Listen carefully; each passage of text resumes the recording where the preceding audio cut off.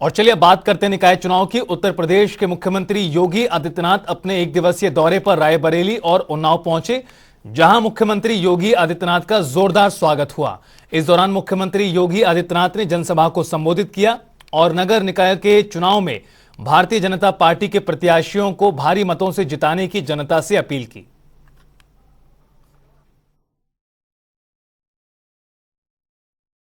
पहले ठेला रायबरेली के अंदर नगर निकाय चुनाव के लिए अपील करने के लिए मैं आया हूं। जैसे डबल इंजन सरकार के कारण आज एक परिवर्तन देखने को मिल रहा है, भाइयों बहनों, ऐसे ही डबल इंजन सरकार का कारण है डबल स्पीड और बुलेट स्पीड की तर्ज पर आज आपको विकास दिखाई देता है। विकास में कोई भेदभाव नहीं होता और डबल इंजन के साथ अगर ट्रिपल इंजन भी जुड़ जाएगा तो स्पीड कई गुना बढ़ जाएगी, कई गुना बढ़ जाएगी।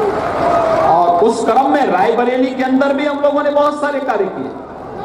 रायबरेली के अंदर आप देखेंगे प्रधानमंत्री आवास योजना में अकेले रायबरेली नगर के अंदर, रायबरेली के अंदर जो नगर निकाय हैं, इन नगर निकायों में 9,000 से अधिक गरीबों को एक एक आवास उपलब्ध कराया गया। हर आवास पे 2.5 लाख रुपया उपलब्ध कराया गया। प्रधानमंत्री स्वनिधि योजना स्ट्रीट वेंडर्स के लिए आप देखिए कितना अंतर आता है। पहले ठेला, खोमचा, रेडी लगाने वाले जो व्यापारी होते थे, इनसे वसूली की जाती थी, अवैध वसूली होती थी। आज उनको स्वनिधि दी जा रही है। पीएम स्वनिधि योजना से उन्हें लाभान्वित किया जा रहा है। उन्नाव में हमारे 18 नगर निकाय है। प्रधानमंत्री आवास योजना शहरी में, क्यों शहर की बात कर रहा हूं मैं, ग्रामीण की भी बात नहीं कर रहा हूं। अकेले उन्नाव जनपद में जो नगर निकाय के शहरी क्षेत्र है, 22,241 गरीबों को एक एक आवास उपलब्ध करवाया गया। 22,241। प्रधानमंत्री स्वनिधि योजना के अंतर्गत 11,000 से। उत्तर प्रदेश में गर्मी अपने चरम पर है और पारा भी लगातार बढ़ रहा है। ऐसे में चौधरी चरण सिंह अंतर्राष्ट्रीय हवाई अड्डे पर मौज मस्ती और व्यावसायिक यात्रियों की संख्या में खासा इजाफा हो रहा है। लखनऊ के गेटवे टू गुडनेस को लेकर CCSIA 2 जुलाई तक समर कार्निवल के दूसरे सीजन को लॉन्च किया है। यहां यात्रियों की चुनिंदा आउटलेट्स पर 10 से लेकर 45% तक की छूट मिलेगी। हवाई अड्डे के टर्मिनल 1 और 2 के बाहर खान पान की दुकानों ने भी कार्निवल में भाग ले रही हैं। ताज कॉरिडोर का जिन एक बार फिर बाहर आ गया है और इस केस में CBI को अभियोजन की मंजूरी मिल गई है।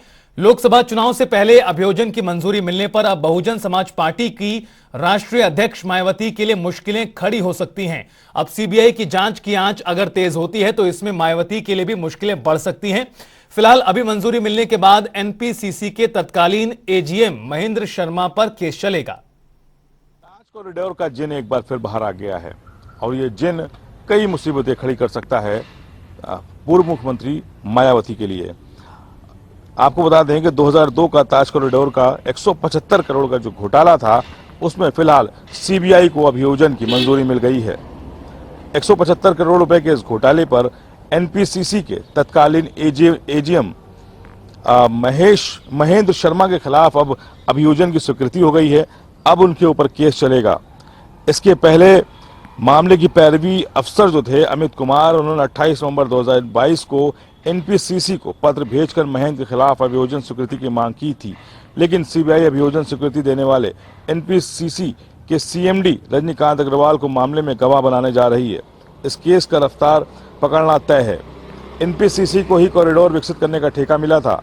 मामले के एक अन्य अभियुक्त मेसर्स इश्वाकू इंडिया प्राइवेट लिमिटेड के MD कमाल राधू लोक सेवक नहीं है, इसलिए उनके खिलाफ अभियोजन स्वीकृति लेने की जरूरत नहीं है। फिलहाल इस पूरे मामले में अभी माना जा रहा है कि तत्कालीन मुख्यमंत्री मायावती और इसके अलावा नसीमुद्दीन सिद्दीकी जो इस समय कांग्रेस के चेहरा हैं, उनके खिलाफ अभियोजन की स्वीकृति मिलने के बाद, यानी कि आगे के जब इस केस में रफ्तार बढ़ेगी तो इन दो चेहरों को भी शामिल किया जाएगा पूछताछ के नाम पर। लोकसभा का चुनाव नजदीक है, ऐसे में मायावती की मुश्किलें अगर बढ़ती हैं तो वो क्या रुख अपनाएंगी। एक तरफ समाजवादी पार्टी है जो लगातार आरोप लगा रही है कि मायावती भारतीय जनता पार्टी की बी पार्टी है। अभी फिलहाल नगर निकाय चुनाव हो रहे हैं और इस बीच भी अगर बात की जाए जो मेयर प्रत्याशी हैं तो मायावती की बहुजन समाज पार्टी ने 17 में से 11 मुस्लिम चेहरे मैदान में उतारे हैं। एक तरफ पी पार्टी का आरोप, दूसरी तरफ अभियोजन की स्वीकृति, यानी कि मायावती के लिए अब समय है कि वो क्या कदम उठाती हैं। कांग्रेस लगातार उनके साथ आने की बातें कहती है कि 2024 में वो मायावती को अपने साथ लाना चाहते हैं। 2022 में भी प्रयास किए गए थे लेकिन मायावती ने इनकार कर दिया था। अब आने वाले समय में मायावती का अगला कदम क्या होगा, उत्तर प्रदेश की राजनीति में ये बहुत बड़ा सवाल है, क्योंकि अगर अभियोजन की स्वीकृति हो चुकी है, यानी कि ताज कॉरिडोर जो इकलौता ऐसा मामला है जो मायावती की परेशानियां खड़ी कर सकता है, उसका जिन बाहर आ चुका है। मायावती के अगले कदम पर सभी राजनीतिक दलों की नजर है। कैमरा पर्सन रियाज के साथ तौखर Dubai, Janta TV, Lucknow. Mafia don Atiq Ahmad का घर कब्जा करने के तरीके का सीसीटीवी सामने आया है। इसमें माफिया डॉन अतीक अपने गुर्गों के साथ लूकरगंज में घर कब्जाने पहुंचता है। शाम को 4 बजे अपने गुर्गे अजय हेला के साथ 6 गुर्गे अतीक के साथ 3 गाड़ियों से घर में आए, राजीव के परिवार को धमकाते हुए चले गए। भारतीय कुश्ती महासंघ के प्रमुख बृजभूषण शरण सिंह के खिलाफ जंतर मंतर पर धरने पर बैठी महिला पहलवानों की याचिका पर सुप्रीम कोर्ट शुक्रवार को सुनवाई करेगा। महिला पहलवानों ने भाजपा सांसद और डब्ल्यूएफआई के अध्यक्ष बृजभूषण के खिलाफ प्राथमिकी दर्ज करने की मांग को लेकर सुप्रीम कोर्ट से गुहार लगाई थी। पहलवान विनेश फोगाट समेत 7 महिला पहलवानों ने 21 अप्रैल को दिल्ली के कनॉट प्लेस थाने में शिकायत दी थी, लेकिन इसके आधार पर एक्शन नहीं लिया गया।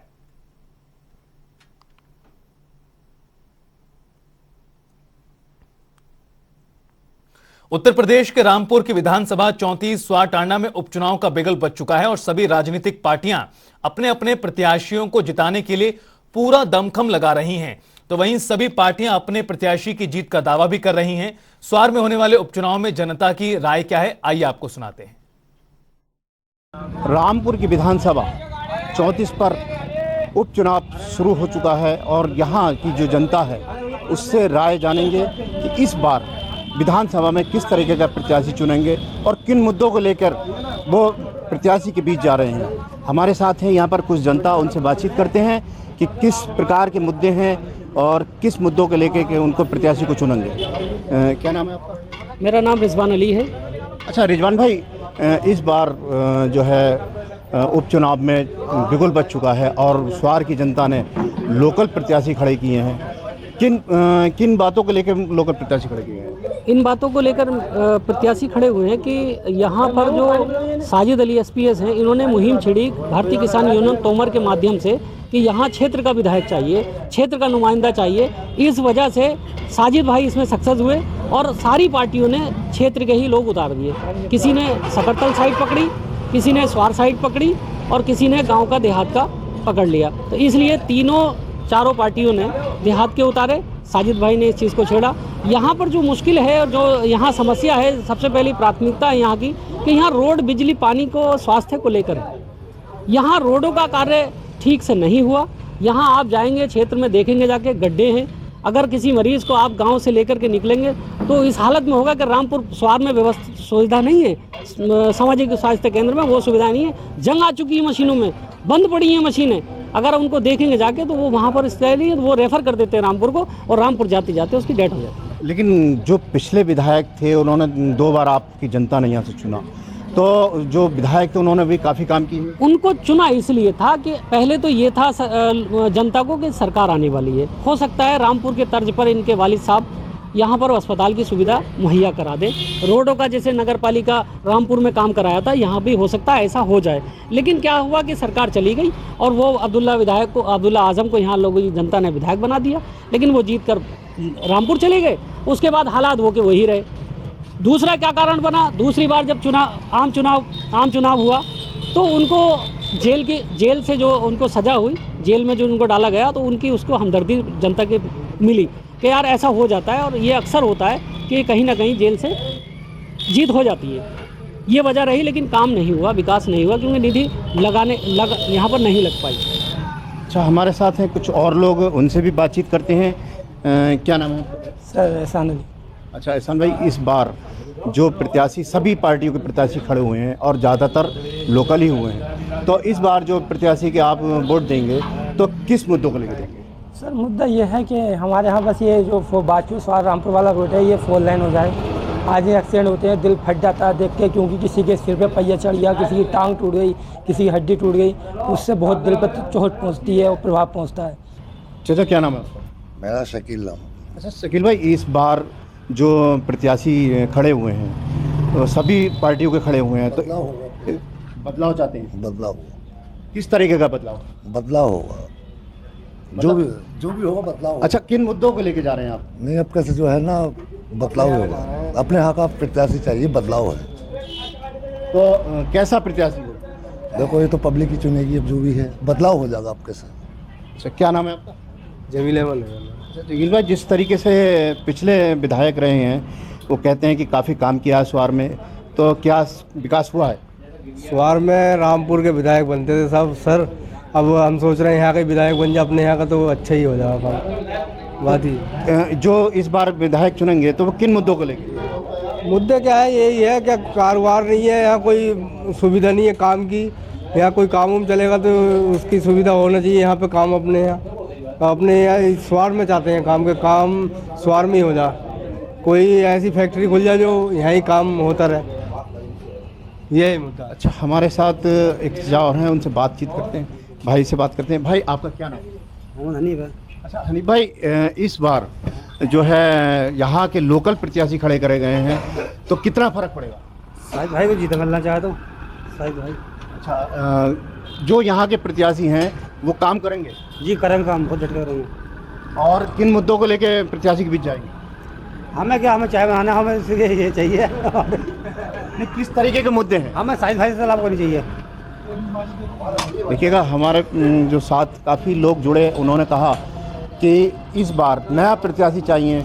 मतलब जनता में काफ़ी गुस्सा भी देखने को मिला, क्योंकि पिछले विधायक जो रहे उन्होंने काम नहीं किए, तो कहीं ना कहीं एक जनता में गुस्सा भी है और एक आक्रोश भी देखने मिल रहा है। इस बार वो चाहते हैं कि एक नया विधायक हो और उनकी जो मांगे हैं या जो उनकी विकास की गंगा है वो बहे और स्वार में विकास हो। रामपुर से सुरेश कुमार, जनता टीवी। उत्तर प्रदेश के औद्योगिक विकास एवं संसदीय कार्य राज्य मंत्री जसवंत सिंह सैनी सहारनपुर पहुंचे, जहां उन्होंने कहा कि केंद्र और राज्य सरकार प्रदेश में जन कल्याणकारी योजनाएं चला रही है और जिसके चलते अब प्रदेश में ट्रिपल इंजन की सरकार बनने जा रही है। उत्तर प्रदेश के मुख्यमंत्री, यशस्वी मुख्यमंत्री पूज्य योगी आदित्यनाथ जी महाराज की नेतृत्व की सरकार ने आम आदमी को सरकार होने का एहसास कराया। चाहे वो आवास योजना हो, चाहे वो गरीब कल्याण अन्न योजना हो। प्रधान माफिया अतीक अहमद और उसके भाई अशरफ के आईएसआई कनेक्शन पर बड़ा खुलासा हुआ है, जिसमें पता लगा है कि दोनों आईएसआई की मदद करते थे। अशरफ ने पासपोर्ट अधिकारी को पत्र लिखकर जीशान कमर को जानने और पासपोर्ट बनाने की बात लिखी थी। अशरफ ने अपने लेटर हेड पर जो पत्र पासपोर्ट अधिकारी को भेजा था उसमें जीशान कमर को भली भांति जानने की बात कही थी। यह पत्र 2017 में लिखा गया था। बाराबंकी के तौहीद अहमद ने अपनी लगन और जज्बे से बड़ा कारनामा किया है। तौहीद ने वर्ल्ड ट्रांसप्लांट ओलंपिक में ब्रॉन्ज मेडल जीतकर देश का नाम रोशन किया है। अभी मैं ऑस्ट्रेलिया पर्थ गया था खेलने, वहाँ पे वर्ल्ड ट्रांसप्लांट ओलंपिक गेम हो रहा था जिसमें मैंने ब्रॉन्ज मेडल जीता है और वहाँ पे करीब 25 देश भाग लिए थे, जिसमें से उसमें मेरा ब्रॉन्ज मेडल में हुआ।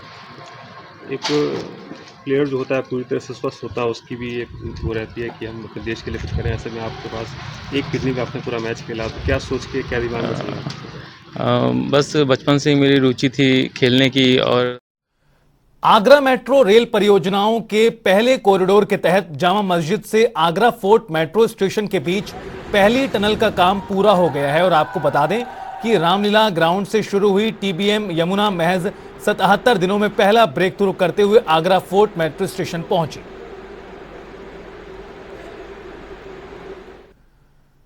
मुख्यमंत्री पुष्कर सिंह धामी ने सोमवार को जौली ग्रांट में नवनिर्मित एसडीआरएफ मुख्यालय और फायर स्टेशन का लोकार्पण किया और इस दौरान उन्होंने कहा कि एसडीआरएफ 11,000 फीट से ज्यादा ऊंचाई पर किए जाने वाले रेस्क्यू कार्यों के लिए अधिकारियों और कर्मचारियों को जोखिम भत्ता प्रदान करेगी। यह भत्ता 1,000 रुपए प्रतिदिन के रूप में दिया जाएगा।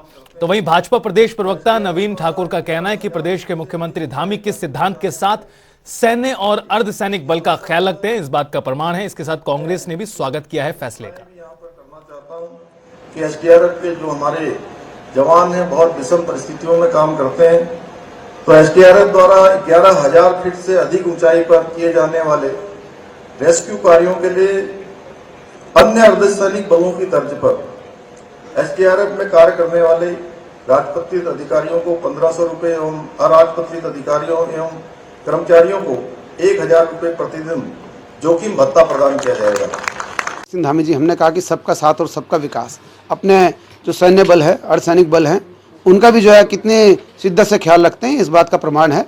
जो हमारे जो है अर्धसैनिक बल वहाँ पर उच्च हिमालय क्षेत्रों में तैनात रहेंगे, उनका ध्यान रखते हुए 1,500। विधानसभा देहरादून में शहरी विकास मंत्री प्रेमचंद्र अग्रवाल ने एमडीडीए की कार्यों की समीक्षा की है और इस दौरान मंत्री ने शहर में बन रहे अवैध भवनों को पूरी तरह ध्वस्त करने के निर्देश दिए हैं। इसके साथ ही उन्होंने अधिकारियों को कार्यशैली में सुधार करने की भी बात कही है।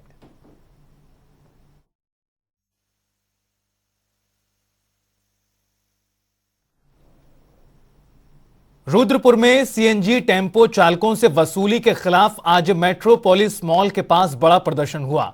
टेम्पो चालकों ने आरोप लगाया कि विधायक के नाम पर भाजपा से जुड़े कुछ लोग जबरन वसूली करते हैं और पैसा न देने पर मारपीट भी करते हैं।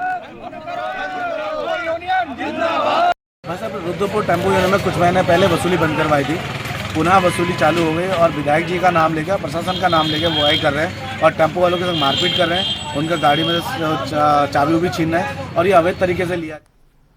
उत्तरकाशी में शराब का ठेका अभी बंद है और उसके बावजूद भी अवैध शराब की बिक्री के संबंध में लगातार सूचनाएं मिल रही थी। जनपद में चल रही चारधाम यात्रा के दौरान ऐसे अवैध गतिविधियों पर तुरंत कार्रवाई के लिए पुलिस प्रशासन ने विशेष पुलिस टीम गठित की है।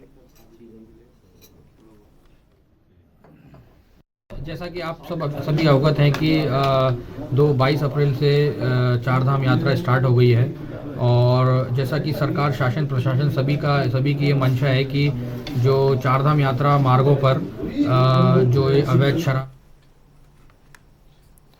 और फिलहाल इस बुलेटिन में इतने, रुकेंगे छोटे से ब्रेक के लिए। आप देखते रहिए जनता टीवी।